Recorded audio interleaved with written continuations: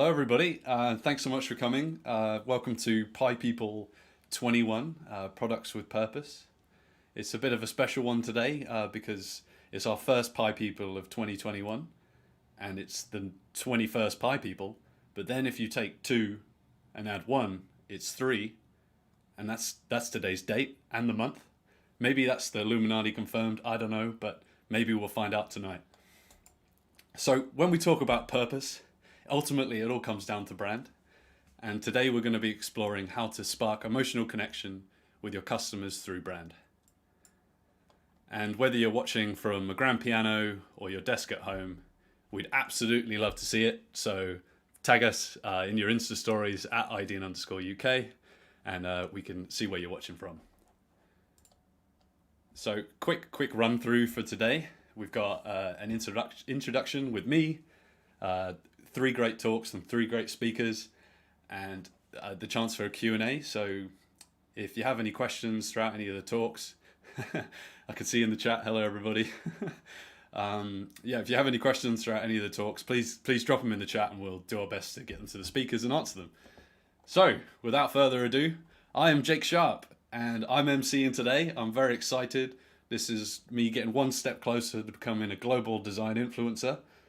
I'm a senior product designer at Idean, and you can find me on all the socials at Sharp Attack. This is actually my favorite photo of me because it reminds me of a time pre-COVID when you didn't need to worry about sterilizing every single surface that exists. And for those who know me, hey Hamish, for those who know me, I have a lot of opinions on brand and visual design, and tonight I've scattered a few spicy takes throughout the event, so please do enjoy those. So we're Idean. We're Idean. We're a global design leader, and we combine business and technology to create products and services that are good for the planet. And brand is increasingly becoming a more integral part of our projects. And we're in this sort of special space where we have the opportunity to develop the brand purpose in parallel with the core business proposition. So a great example of this is Smarty. So Smarty is one of the UK's most loved mobile networks. It's a spin-off business we built from scratch for 3. I'm actually a customer of this, so that probably bodes well for this. But it playfully connects with customers through its personality and the way it looks. And it's built around a really simple premise that you only actually pay for the data you actually use, and then you get your money back. So this foundation that the brand is built around and this behavior point kind of work really well together to make customers really loyal, and it's awesome. I'd really recommend checking that out. Another great example is the Home Hero app. This is a new app which helps renters manage their home. We worked with them in the very early days to help develop the core proposition. And brand was part of the process from day one, and motion was really built into that, which is really cool. It really helps bring the product strategy to life through understanding the service, and it's got this awesome personality that I really like, that you can only really get with animated products. To reiterate, Idean, we're building products alongside the brand from scratch. It puts us in this incredible space to make products that really connect with people. And on that note, this is a great segue. We're hiring. Look how happy everybody is here. This could be us, me and you, colleagues, smiling in our awesome office. I do actually really miss this office. It's beautiful. And we're looking for product designers at all levels, a lead service designer, and a senior full stack dev. So please all, I want you to now settle in, get comfortable in your pajamas, and we'll be right back with our first talk after a very, very quick message from me. I've always wanted to say that. That's so sick. Right, please enjoy, and we'll be back.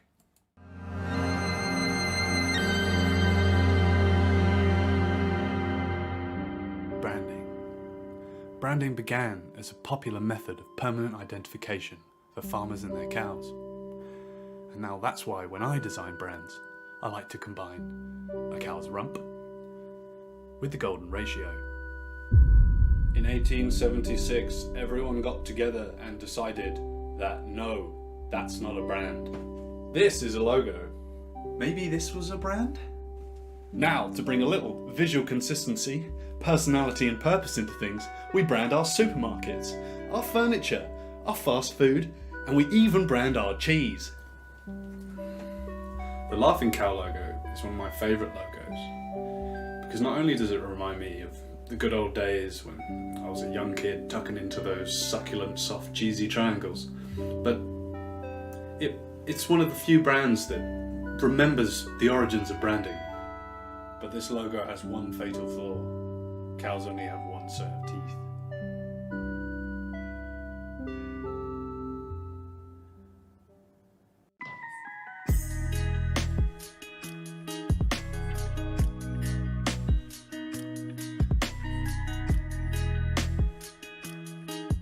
Wow, so insightful. So now we're going to hear from Napala, and she's got to talk about building a brand and product around a taboo. Great, thank you, Jake, and thanks so much for having me. And hi, everybody. I'm really excited to chat with you a bit about this today, so I will dive right in.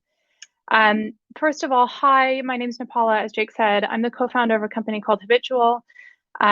Just a quick background on myself. I'm not a designer, sadly, so probably much less skilled than the rest of you. And these slides had help from our design team, which was very kind of them. But my career started in biochemistry, and then quickly realized that that was not really the route for me, and went into startups about 8 years ago.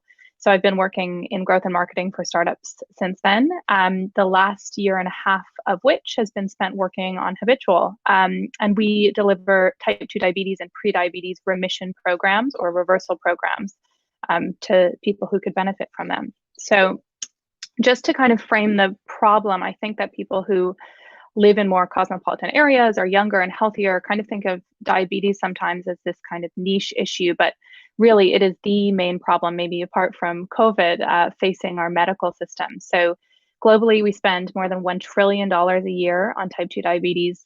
There are 500 million people with type 2 diabetes in the world. That's about 8 times the UK population. A third of the population here in the UK is pre-diabetic. And even despite best-in-class medical treatment, people with type 2 diabetes are at 2 to 3 times the risk of suffering a heart attack or a stroke. So really, it's a huge, huge problem that we're up against.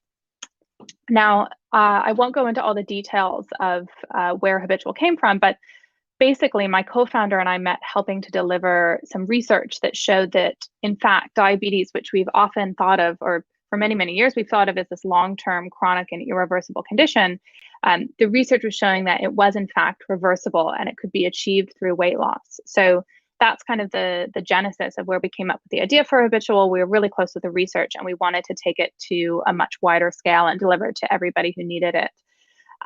So in terms of how this relates to the talk I'm going to give you, there are two really sort of stigmatic things here. On the one hand, we've got weight loss, which, as we all probably know, has for many years been stigmatized. The people who are delivering weight loss programs are always kind of thought of as these snake oil salesmen. So there's that kind of taboo there.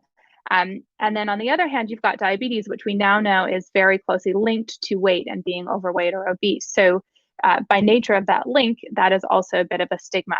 And when we started out building Habitual, we had a lot of questions to answer. You know, are we delivering a weight loss program? Are we delivering a diabetes reversal program? Are we a health tech? Are we a lifestyle tech? How do we message this thing that we're building to people, and what's going to resonate the most with them?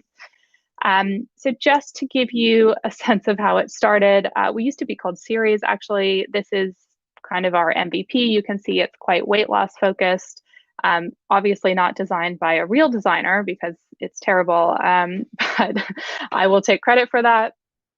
And this is how it's going. So we have a completely different visual identity. Of course, as you can see, we're also much more focused on type 2 diabetes and pre-diabetes. And from a tech perspective, of course, we've progressed a lot, but our thinking around our messaging and how we explain what we do to people has really progressed. So I don't sadly have time to go through sort of every single step of that progression. So I thought what I'd do with our time today is go through some lessons that we've learned as we've gone through this journey, and just to say we are super early in the journey. As I said, it's only been about a year and a half we've been working on Habitual. So this is not an end product, but something we're thinking about and working on every single day. So hopefully these lessons are helpful.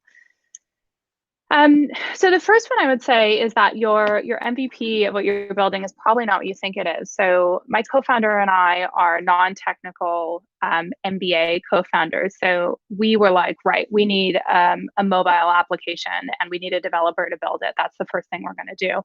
And actually, we sat down with one of our first angel investor and one of our advisors, and he was like, look, you guys, you're non-technical. It's going to cost you half, if not more, of your angel round to build a crappy app that nobody's going to like because you didn't really know what you were building.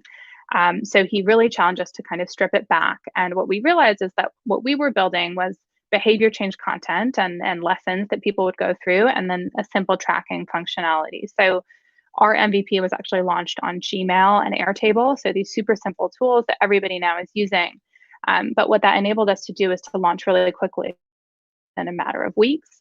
And then to incorporate feedback and improve what was actually the core of the product, which was the behavior change lessons and exercises, not the technology itself. The second thing I'll say, so everyone always talks about Henry Ford and Steve Jobs and how if you ask your user what they want a faster horse, not an automobile, right? So I think that we've seen this be particularly true in branding. So we sat down with some of our first users in the early days and asked them, if you had to explain this to a friend, what would you tell them you're doing? And we also showed them a lot of branding work where you're doing around presenting it as more of a holistic health program. And they were like, no, it's just weight loss. Like weight loss is what it is. So these are just a couple examples. We had some really interesting examples of names. So like Slim to Happy was one of my personal favorites, Change Your Life. So I think the point is that your customers are often very rooted in the context through which they're approaching what they're seeing your program as or your product. So in their minds, it was a weight loss program. So you compare it to the other weight loss people out there, and they can't really think the next step, which is how do you progress beyond that? And often you kind of have to take the risk yourself as the company to build a brand that is much more than what your competitors are doing. The third one I would say is to take inspiration from adjacent markets. So similar to how our customers were kind of stuck in this mindset of, this is a weight loss product and therefore take inspiration from other people who are doing weight loss things. We actually like to think much more broadly. So these are just two examples of two companies that we take a lot of inspiration from, everything from the marketing funnel to the product experience itself. Modern Fertility, obviously a fertility company in the US. Tempest is an alcohol addiction treatment company, but I would say most of what we've stolen from other companies is actually from businesses that have nothing to do with weight loss or diabetes. And what that enables you to do is, I think, one, kind of expand your mind, but second to that, really be on the cutting edge of what's happening out there in the broader space. So for us, it's health tech. The fourth one is that brand and product are not separate. And I know that this gets harder as you work with a larger and larger organization. We're obviously a small team. We are 7 people now. But this has really hit home for us. So if you go on our website, you'll see kind of our brand and the H, and maybe kind of realize how that's all come to be. But where that actually came from originally was a product sprint. So we were doing some work on figuring out how to evolve our tracking functionality. And we came up with this idea of the 3 types of habits that we help people improve. So we talk about nutritional habits, mental habits, and physical habits. And that started as a product thing. And that's something that we will continue to incorporate into our product. But actually, I would say it's actually more of a brand thing now, because it turned into our H, right? Which is our logo. It's how we talk to people. It's so much more beyond that. And I think if you kind of operate in a way that you separate brand from product and you don't allow those juices to flow between the two, then you're really, it's really a detriment to you and to the two teams. And my last lesson is to think outside the box, and it's also the shameless recruiting plug. So first, just in terms of thinking outside the box, We're really lucky because we're a small team and we get to do a lot of stuff together, and developers and customer success people and everybody across the board gets to work on product and brand and all of these things. But even without a small team, I think it's really important to spend time together, thinking about things that aren't necessarily what you're doing in the day to day. So we do something called Make Club. Once a week, we sit down and take a theme related to what we're working on as a business, kind of tangentially. So we did one that was design a billboard that we're going to make in 5 years, for example. And I would say some of our best ideas came out of those sort of sessions. So I would just encourage everybody to continue to think outside of the box as a team, and to make that both a team bonding experience, but also a really amazing way to come up with new and innovative ideas. And yeah, we're actually not hiring, but we are always looking to chat with people who are passionate about the space and what we're building. So this is us making RH. And if you want to ever have a chat with us, do please connect. And yeah, hope to chat with some of you guys at some point in the future.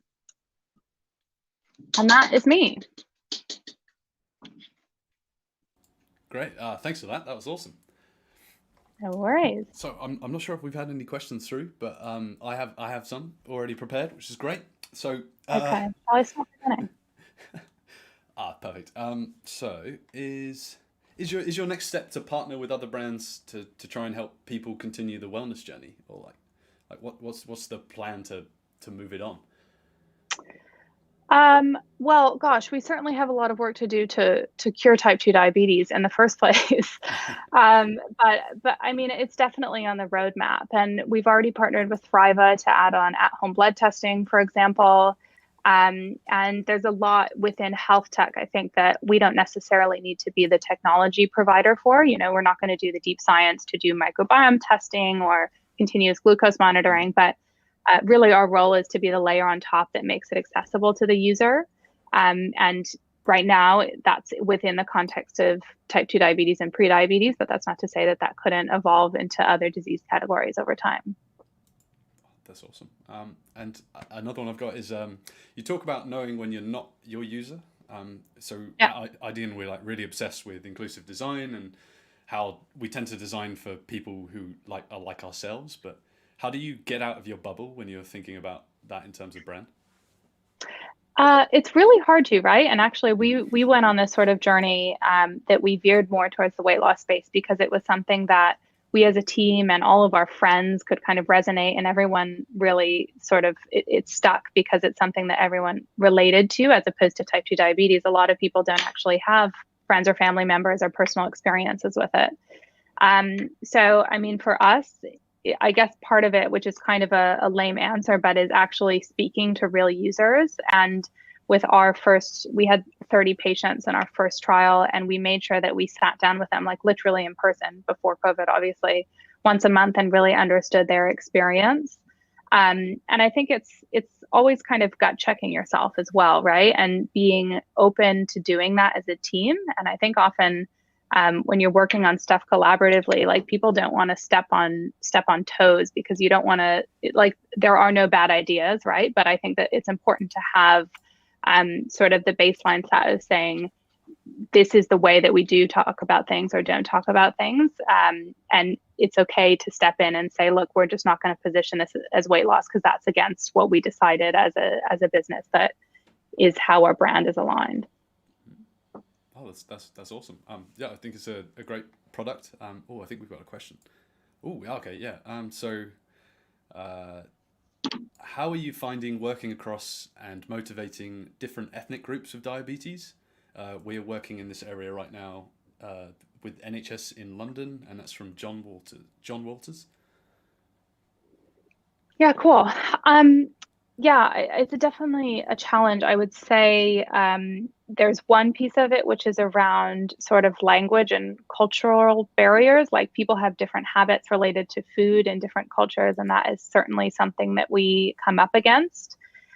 For us, it's really about always going back to the science. So we've always been from day one about the science, about the diabetes reversal research, about the science behind nutrition and behind behavior change. And that's kind of something that is irrefutable, regardless of who you're speaking to, regardless of what their sort of family traditions are. Like, we always kind of go back to those first principles about what the science says. And then we leave it to the user to understand what that looks like when translated into their day-to-day lives. So if we're talking about carbohydrates, for example, we wouldn't say like, okay, never eat rice or do eat this always, because that just doesn't make sense for everybody. It's about helping those people, giving them the tools and the knowledge that they need to make the decisions to live healthier and whatever that means in their life, which is different for everybody, right? So for us, it's always been about the science from the beginning. Oh, that's awesome. We have another one. Did you ask your users about your new brand name? Gosh, did we? We tried out a lot of new brand names. Actually, it was probably the most heartbreaking experience I've had, because we fell in love with so many and then they were all trademarked. So we asked them about a lot of different brand names throughout the process. And I think, gosh, to be honest, I don't even remember if we asked them about this one, because we kind of landed on it and we were so taken by it that we just did it. But I mean, I think the example of their suggestions made it kind of clear that they weren't meant to be our the branding agency was not our users. Oh, that's great. Yeah, I think that's okay. And yeah, that's not a question. Okay, great. I think that ends the Q&A. Oh no, actually talking to your users. Okay. Oh no, never mind. Sorry, chat's going. It's really hard to tell what's the question. But yeah, thanks so much for that. That was a really great talk. If for anyone watching, let's get those clap emojis in the chat, and I've got another little video, and then we'll head over to we'll listen to Polina. So see you all in a bit.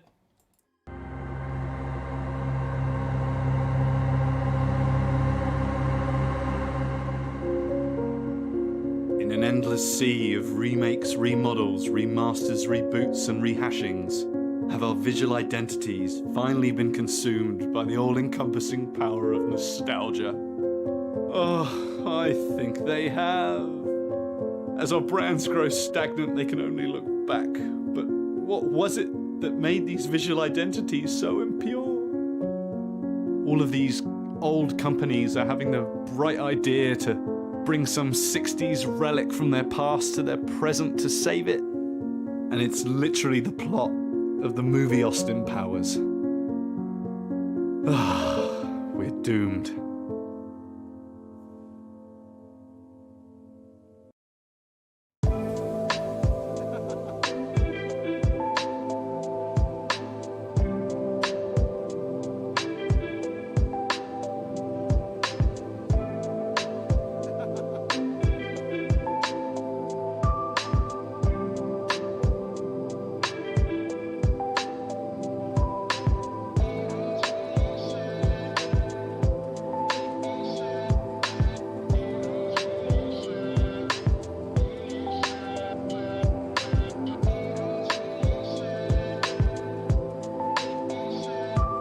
Wow, so insightful. I hope you all enjoyed that video.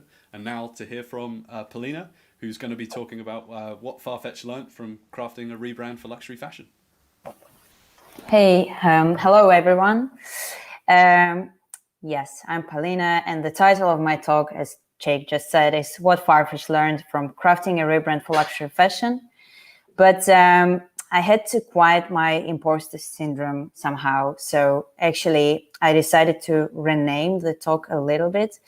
And I'm going to tell you about what I've learned while helping to rebrand Farfetch product. Simply put, it's just a couple of observations that I've made since I joined the company.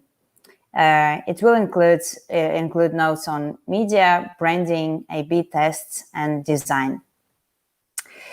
So for starters, a bit about myself.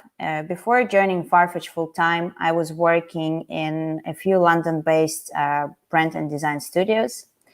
My expertise stretches across branding, classical print design, and product design. All of that mainly in luxury fashion and art sector. In September 2020, Farfetch unveiled the new identity, and from this became that. The new streamlined and modern look features a new logo and fuse monogram. Farfetch worked with Munich-based design studio Bureau Borsch to generate this new visual system for the brand. So let's talk about the brand. When we say brand, we often separate it from the media it lives in.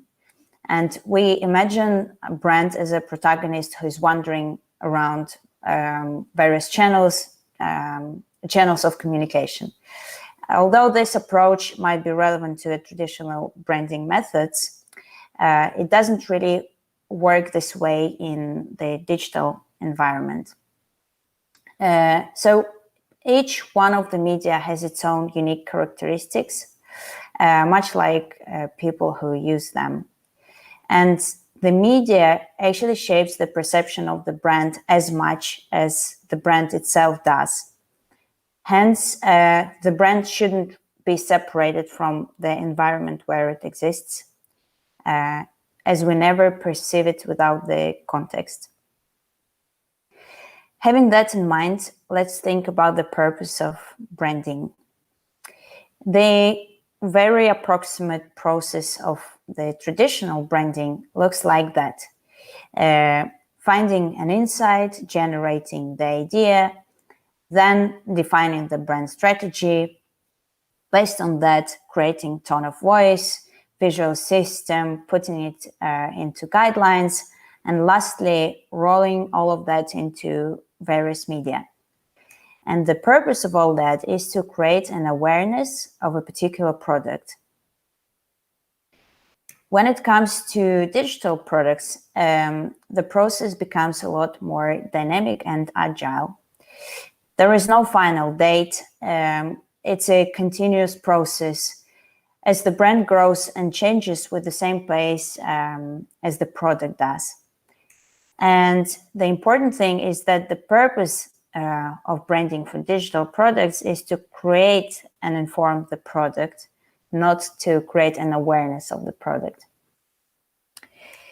So when we create a brand for such environment, we need to make sure that we are delivering it as an experience also. The next note or observation is around A/B tests and data. Good brands have a synergy between brand vision, data, and the product itself. But one of those elements should never replace the other. For example, data should never replace the brand. And the ultimate challenge is combining those elements all together. Let's become poetic for a minute. Let's think of a rose. The rose has been a timeless symbol of beauty and love. But why this flower is able to drive such powerful associations? What is the essence of it? If we start deconstructing it, we can separate petals from stem and stem from thorns. Then probably we can put petals under the microscope and we will see this. We can go deeper and look at it at the molecule level. Then we can go deeper again and we will end up looking at the atoms. Beautiful. Although the question is, where did the rose go? Sometimes when working with a complex product, people can get carried away and forget about the holistic experience. They start implementing and testing changes on the molecule level without considering the overall experience. So let's imagine that a rose has its own teams with product managers and designers. And then someone from a thorn department says, we just A/B tested our thorns. Our customers prefer the smooth thorns in blue color. Let's introduce those updates next month. It will drive our GMV. it may sound ridiculous, but actually situations like that are quite common. So the observation is that data should never replace the brand. And lastly, it's not even an observation, rather an open question, and it's around brand and design. So design is one of the embodiments of the brand. But interestingly, well, I think everyone noticed that lately design became so many things. And when we talk about it, we need to be specific what kind of design we mean, because in itself, design is a poorly designed word. There is brand design, graphic design, digital service design, product design, information architecture could be considered as part of the design. So because the question is, where does the brand live? Is it just in the graphic design area, or is it also in UX? Does it inform business architecture? Does it inform the product? I think it should, but I think that at the moment, because everything is changing, the approach is being refined yet. So hopefully we will see a new approaches and maybe frameworks to branding soon. So the observation is that good design is a consequence of a good process, and this is the end of my talk. Cool. Questions time. Well, I can see in the chat already, everybody's asking what the typeface is. Well, it's a special typeface, Farfetch typeface Nimbus. If they are asking about this one. Oh, Nimbus. Okay. Yeah. And then what's the Farfetch brand font? Nimbus. Oh, Nimbus. Oh, you're not basis anymore. No, wait. We actually have a library of fonts. Let me show you the logo again. So you can see that the logo consists of the fuse, which is this mark, and the word itself. And the word is set in Nimbus, but it has been adjusted. So, a little bit of a craft here to match the icons that we have, and to make it more custom. But we have a library of the fonts that we use. It includes Nimbus, Nimbus Sans, Nimbus Serif, Farfetch Basis, and all those are in various sizes and depending on the context. So you talked a lot about process, and I was wondering if there's room in it for like user feedback. Like, is it worth putting the brand in front of users? Well, this is exactly this is the rose story. We can sometimes the brand is something irrational, actually, and it is possible to deconstruct, and maybe it is worthy testing parts of this. Maybe, I don't have any particular examples at the moment, but it could be worth doing.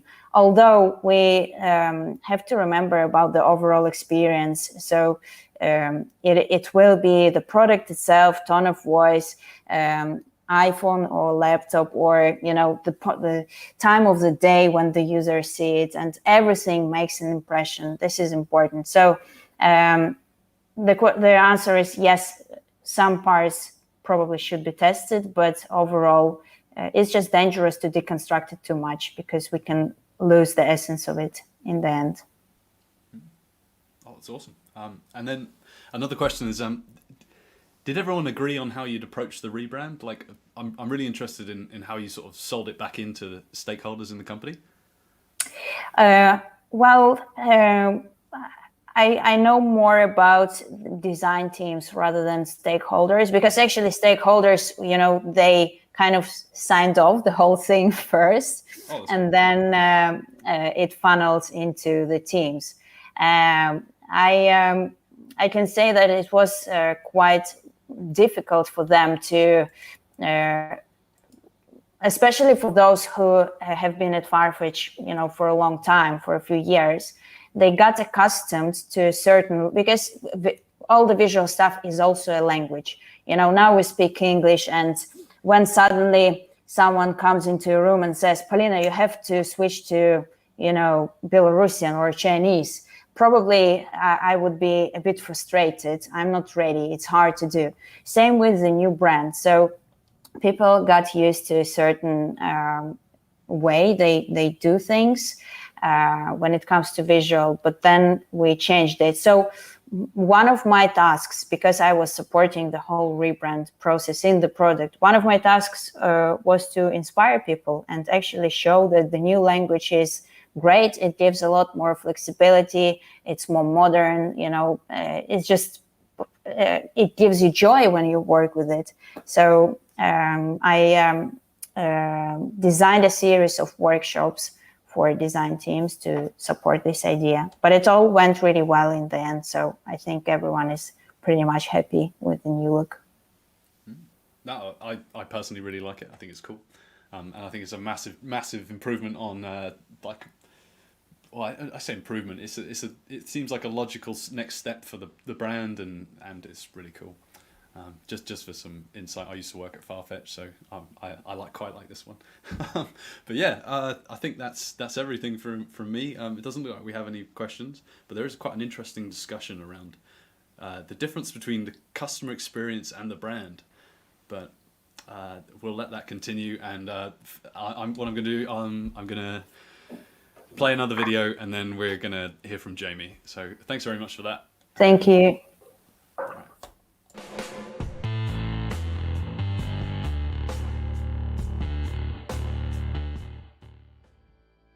Design systems. They're too technical a solution to what I think is ultimately a creative problem. They offer us a shared knowledge and consistency, but really they're just component libraries. And things are starting to look a bit samey. Somewhere along the line, we all got our inspiration from exactly the same website. And I feel like something's gone wrong. Like, it wasn't that long ago that buttons would look like this. And now, as computers have got better, the internet's got faster, they look like this. If we zoom in on this one, we can see that the designer has used 999 border radius and a consistent padding around white-centered text on green to connote a feeling of safety and familiarity, whilst also projecting a fear of sharp edges onto an entire industry of designers. I understand that changing these things can be incredibly tough. But what if we did make them more accessible? And what if things were less defined? What if instead of components, we focused on the experience and how it should feel to be a user?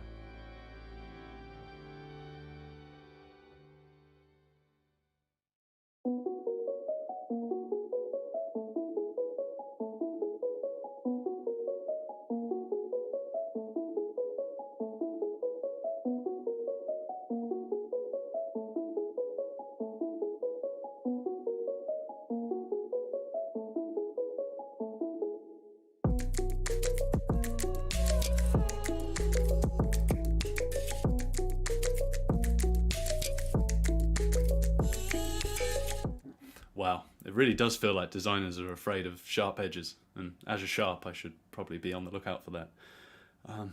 There is a question for me. Do you feel all?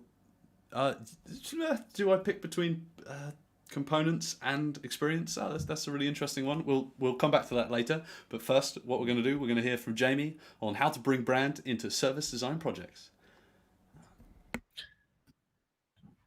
Yeah, hi everyone. As Jake said, here to talk about bringing brand into service design projects. But first of all, I'm Jamie, senior product designer here at Idean. And yeah, this talk is just like a little bit of a sort of collation of some of the things that we've been thinking about at Idean around this topic, and then things that we're really excited about as well, to be honest.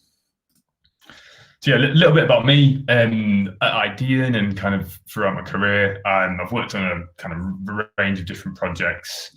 They've all sort of involved making services, products, and often brands. And I kind of like to define those three disciplines, so service design, product design, and brand design, around these quite simple definitions, I guess, is that service design is about solving people's problems, product design is about letting people get things done, and brand design is about making a connection with people. But I kind of found myself in a lot of the projects that I've been involved in where we are looking at brand design. And I found myself asking, why aren't we talking about brand more? Or maybe it's on a service design project or a product design project where I've kind of asked myself that and thought that it's such an important thing, but we sometimes don't talk about it enough. And I guess it's a question for everyone on the call, is kind of like, how often have you felt that maybe brand design sometimes doesn't get as much love as other disciplines? Sometimes it's kept separate from other disciplines. Maybe sometimes brand design gets treated as a veneer. And that last one, like brand design getting treated as a veneer, that's really kind of the worst case scenario. If you're applying brand at the end of a project, it's never good. Because really, like, brand should be interwoven throughout the entire process of a project. We should be thinking about it, and we do think about it at every stage. So from discovery, right at the start of the project when we're doing research, through design, when we're like kind of coming up with ideas and creating solutions, through delivery, making them and launching them, getting in people's hands. Brand should be like baked into each part of that process. Because really, like, brand is more than just a veneer. It's more than just like the visual identity at the end. It's really the expression of sort of strategy and purpose. And that's what we're all talking about today, is like the purpose and the embodiment of why a brand or a company exists. And I think like a really nice example of where we can sort of see brand being the expression of strategy and purpose is in Bulb. So when Bulb did a rebrand, their like guiding principle was this idea of like positive energy. And you can feel positive energy when you kind of like interact with Bulb in the customer experience, and right through to the kind of internal service and culture as well. So in that sense, yeah, like brand really can't be separated from the product or service, because brand is the product or service. It's just like inherently they're connected. So in the real world, if it's like that, how can we bring them closer together on projects, on design projects? So the first thing is, it kind of makes sense to start with the start of the process of a project, right? So kind of in the discovery phase, one of the things that we found really great for bringing brand into service design projects is to really look at research and look at how people are talking about how things make them feel. So if you kind of look at a standard like research notes that you might pull out from like an interview, you'll probably see things that people saying like, oh, this makes me feel energized, or maybe they don't want to feel patronized. Maybe they talk about feeling worried and they want it to calm down. Maybe they might say stuff like, I want to be able to trust it. All kind of like feelings and emotions towards the things you're creating. And if we take that quote, like, I want to be able to trust it, you could quite quickly take that research quote or that insight and really pull out some really strong like brand attributes that this product or service should be built upon. So yeah, if it's I want to be able to trust it, it should be trustworthy, it should feel reliable, it should be secure, and it should sound and be honest. And these are like, just quite quickly you can do this. And you can kind of really make these more tangible as well. So being trustworthy might be about using social proof, things like Trustpilot. Being honest might be about communicating information as transparently as possible. And I really love this quote from Brian Chesky, the CEO of Airbnb, where he sort of talks about how like nothing can really express Airbnb's identity and Airbnb's brand more than the stories of people who make up Airbnb. So really like using people's emotions as the foundations of your brand will help you make something that will truly resonate with them. So moving on from the kind of discovery phase, another really impactful way to bring brand into service design projects is to consider how people will experience it across the entire service or product. They're probably all familiar with these. It's a tool we like often use in Idean, service map or a journey map. And what these are great for is they help us build a picture of a person's entire journey with the product or service. And more importantly, they help us build a picture of people's emotions through their entire journey with that product or service. And what brand is really great for is it can really emphasize moments where people feel good, and it can essentially turn them into signature moments. So people kind of remember these moments and associate them with the brand specifically. So a little example of this, this is pulled from a really great website called Growth Design, where they basically kind of benchmark onboarding processes. This is in Trello, and this guy's kind of going through the process of setting up a Trello board, and he has this moment where he kind of creates a background image, and he says that it makes Trello feels like his new home. It's like a really simple thing, but just that little moment can sort of spark a memory in his mind and be like, oh, I really enjoyed that point. But what, again, back to journey maps, one of the great things about them is they can also show you where kind of customers feel less positive or potentially kind of like have negative emotions. And what they can do in terms of brand is show where brand needs to have empathy for that. So yeah, because not every moment will be in the experience will be positive, we need to kind of adjust how we speak at that point. So yeah, this kind of screen grab says it all. No one wants to speak to the customer support agent that talks like that. And I really feel sorry. I mean, I kind of have the same energy as the guy on the blue chat, but that's been 2020 anyway. But yeah, by defining how your brand will behave at every touch point, you'll make it feel relevant at all times throughout the entire product or service. So another way that we've been bringing brand into service design projects is to kind of test out how things feel and not just how they work. So yeah, we're probably all familiar with like user testing and the process of testing.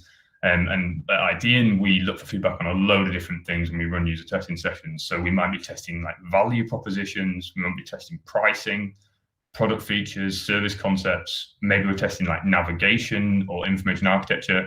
And we might test like low fidelity and high fidelity prototypes. We'll often test low fidelity and high fidelity prototypes.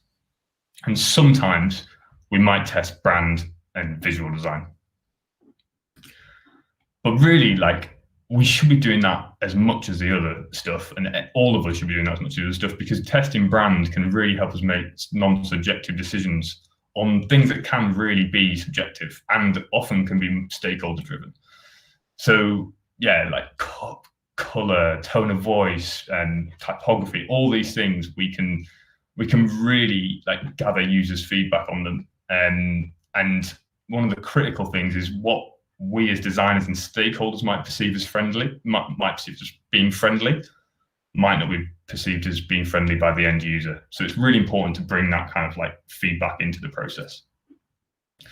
So like a quick activity we've been doing, and an activity you can do in, I guess, in your next user session, testing session, if you have one, is essentially getting like 3 screens or pages with like the same features, propositions, price, whatever, frame and express each one differently, so different tone of voice, different style, and then basically present them to users and ask them how each of them makes them feel. And then what the answers you get back, you can essentially see if they map to the brand values or attributes you're trying to convey. So if people are saying, oh, that makes me feel really relaxed, but you were trying to make people feel really energized, it's probably not doing the right thing. But it's a really quick and easy way to understand how the thing you're creating is making people feel. Similarly, although that's a qualitative testing session exercise, you could do it more quantitatively. So you get 3 screens, pages with the same features, propositions, and price, frame and express each one differently, and then use a tool like Faraday to track which one converts best. Now, a lot of these sound quite logical, sound quite process driven, but really there is definitely a space for saying that brand design activities and brand activities should be more creative, should be a bit more freeform. I'm sure some people would argue that, definitely. And really, like, one of the key things that we think is that brand can make products and services feel distinctive, more distinctive and memorable.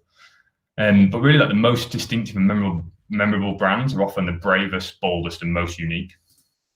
And really, to be unique, we need space to be creative and a little bit chaotic.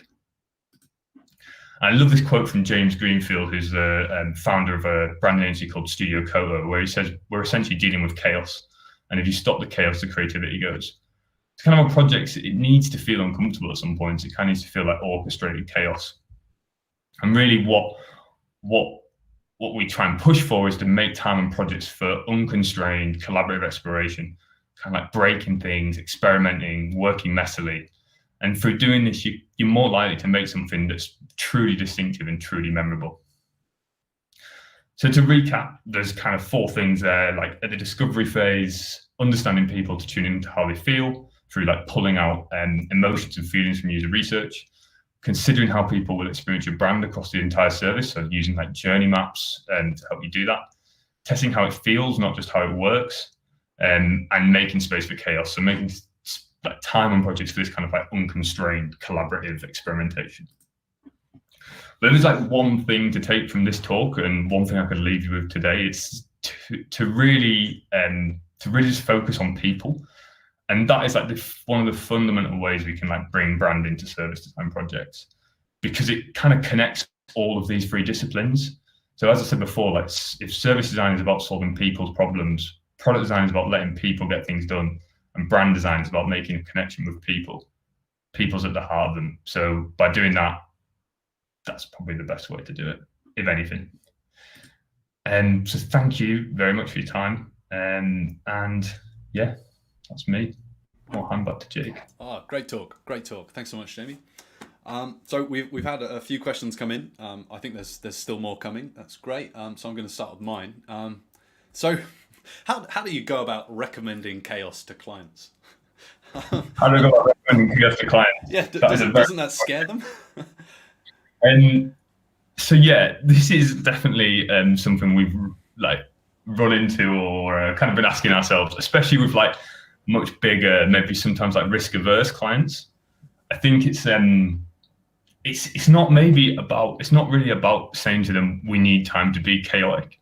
It's more about like finding the time yourself and then showing them the outcome of what that can produce. So like on like some of the current projects that we've been doing, we get designers who aren't on the project involved for like an hour, maybe every week, and just sort of show them some stuff that they can like tear apart and think of new things and just kind of have a bit of a play with, essentially.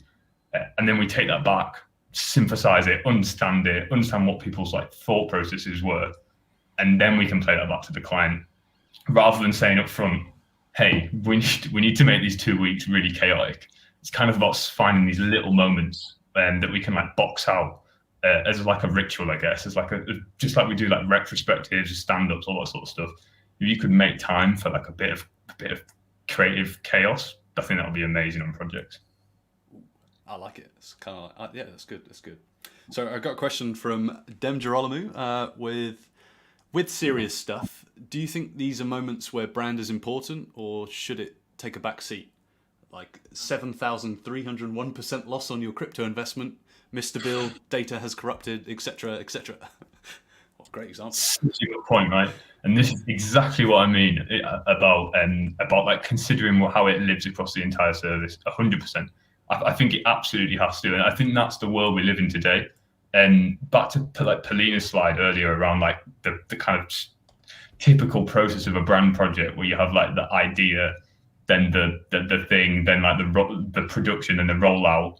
And now it's much more like, what is this for, and how do we cater for that? And I think brand now is way more about, and is gonna be for the next few days, for the next few years, more about how it lives across the entire experience, not just what the poster mock-ups look like and the business card looks like. So I think it has to show empathy for it. How it does it is totally dependent on the brand, I think. And I think some brands will do it differently to others. But I think, you absolutely have to. The crypto thing is a perfect example. If the crypto app pinged me and said, oh, hey, nice and chirpily, like you've just lost like 4K, it would be not a good moment, and kind of the opposite of a signature moment, like one of those things that sticks in your head and says, I hated that sort of point. So yeah, I think it's a really good shot. Awesome. And it got another one. how do you convince board members for a new rebrand? When they think they know what they want, do you just go out and get real user feedback and try to convince them from there? Yeah, I think convincing people to rebrand is kind of more. It's like a business opportunity, right? Like a rebrand can essentially help you reach a market that you probably wouldn't have reached before. And I think if you have to, it's all about timing, I think, as well. Like in the space that we're in, and everyone, the other two speakers as well, Napala and Polina, like making products and delivering, making stuff.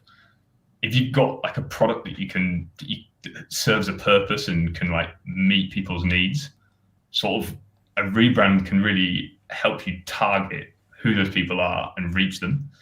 So I think it's about like sort of timing it with the purpose of the thing that you're creating essentially, and really framing it around that. Also timing it with like if you've redesigned the thing or if you've like rethought the thing, and you're relaunching it, a rebrand can just make more business impact essentially. So I don't necessarily think it's about asking, again, to like Napala's point around Henry Ford, like I don't think it's about asking users like, hey, do you think we need to rebrand? Because they'll probably tell you, I don't know, I don't mind it right now. But it's more about like identifying who's really valuable to the business and the future of the business, and how a rebrand can like help you get to them. That's awesome. We've just had quite a good question in the chat. It hasn't come through to me yet, but I've seen this come up. How do you show the value of focusing on brand as opposed to just practical features to product owners? And how do you bake that into a sprint process? Well, that's a good question. It's a very good question. If it's in a sprint process, I would argue like it would be very hard to, because the nature of like a full rebrand, right? Like there's so much that would involve. I'm yet to see like a full rebrand done through sprint, but I would love to be challenged on that. And if anyone has seen like people in sprints doing a full rebrand, I would love to see it. But I think, I think it has to be a very top level decision, like board level decision, to say, okay, we are going to go after a different market now. And it's going to mean we're going to have to take time away from delivering features and delivering like these little bits of value that we want to get here, and we're going to have to focus on getting this kind of new complete revamp done. I couldn't imagine that you could do it sort of like incrementally in sprints. I think you could try, and I bet there probably are some products out there that have done it, and there's like little bits of it that are like rebranded and little bits of it that aren't. Don't know whether I wouldn't advise it. I think it would be a bit of a chaotic not in a good way as well. But I think, yeah, I think you'd have to get that like board level buy-in to really invest in it and really go after this new market. And then it becomes more of a thing of like, right, we've got the rebrand done. Now we need to roll it into sprints, and we need to like redo the design system, blah, blah, blah, all that sort of stuff. But yeah, I'm not sure whether you could like intersperse into sprints. If someone does, let me know, because that would be amazing. Awesome. Okay, and so I have a question for both Napala and Polina. So if Polina wants to answer first, and then just so we're not all talking over each other, do you have any tips on how to bring the more rational-minded people on the brand journey, like especially when you're talking about expression and emotion and stuff? Sorry, could you please repeat? Oh, yeah, sure. Yeah, of course. So do you have any tips on how to bring the more rational-minded people on the brand journey, especially when you're talking about expression and emotion and that kind of thing? Yeah, well, I don't have any tips, but it is a question whether there are rational people. I think we are all quite irrational. We can just play a game that's, oh, cool, I'm rational now. But actually we do react. So there is no such thing as neutral design or neutral brand or neutral anything. We do react emotionally on on stuff. It's normal. So I don't think there should be like a special effort to take those people on a journey. They will, but the question is, they might have a slightly different response to people who are a bit more open, let's say, but they will respond. So in my opinion, there is no need to do such trickery. So that's great. I would say, oh, sorry. That's okay. Trying to avoid the talking over and then doing it. So as probably the more rational type of mind, I think that what I've seen at least work in the past for me when I'm trying to convince leaders of things that we're trying to do, not necessarily in brand or design, but things that aren't the top of their priority list sometimes, it works really well, at least for me. What I've seen is building a business case around it and trying to put some numbers around something that's really intangible. But to Jamie's point, like a rebrand could open a new market for you. It could open up a new audience demographic. And what does that mean in terms of numbers? And sometimes that takes a little bit of legwork to work with the marketing team, to work with understanding pricing and all of that. But when you can put in front of somebody who's making a decision and say, this is going to get you X million or X number of new users, like that is what really can resonate really deeply. And then they'll kind of be able to go through that journey of understanding the decisions behind the brand building process and why you want to do it. But it's often just getting them bought in with something a bit tricky, which is like, here's a number that you're going to be excited about. And then you can kind of take it from there. That's really good insight. Thanks from like a rational person, as you said. So, no problem. One maybe for Polina again. I think is a brand a mark to reflect? Okay, well, sorry. This is interesting. Right. So, is a brand a mark to reflect outwardly the values underlying the company? Okay, so how do you ensure that branding remains honest? Here we go. That's good. That's a good one.